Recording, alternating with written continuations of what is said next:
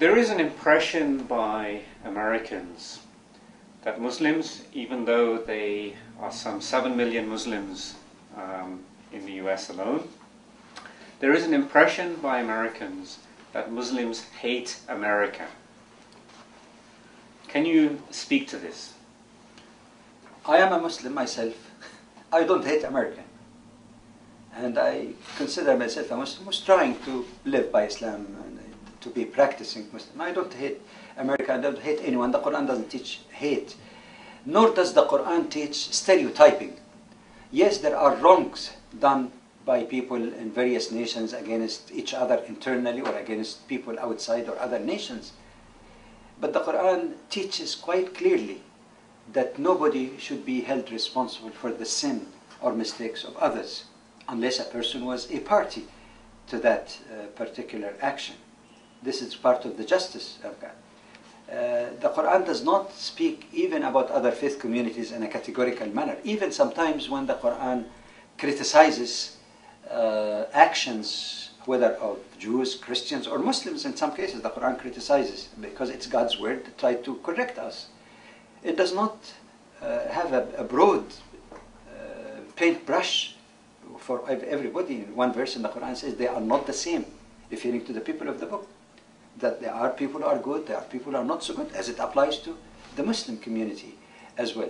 So this notion of hatred simply because of a nationality or this or that is wrong.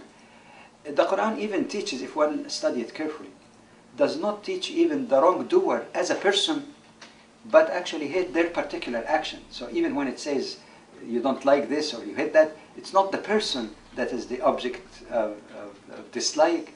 It is the action, like injustice or immorality or whatever the case may be. Furthermore, why should Muslims hate America? America is a very complex society, and there are people who are American Muslims. You just mentioned that there are 7 million. How should they hate America, which contain even 7 fellow Muslims as well?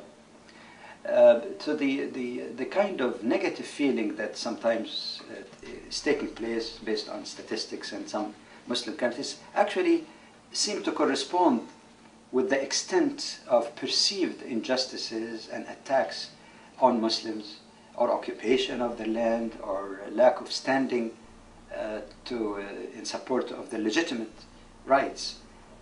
These are the actions, and the actions actually can be corrected, and as such the cause of that antagonism is likely to be abated. So there's no inherent hatred. In fact, when America was established first, as many historians say, a lot of people in the Arab and Muslim world were looking up to America. Here is a country that's based on freedom.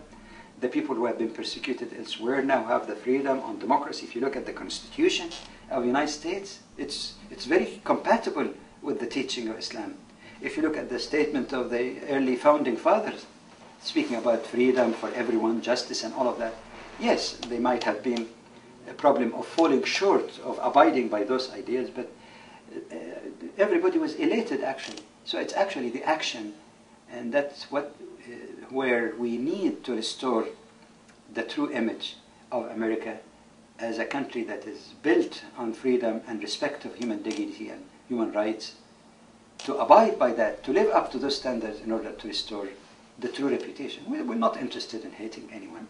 We're interested in truth and human brotherhood, and that's found throughout the Quranic teaching and the Prophet's teaching as well.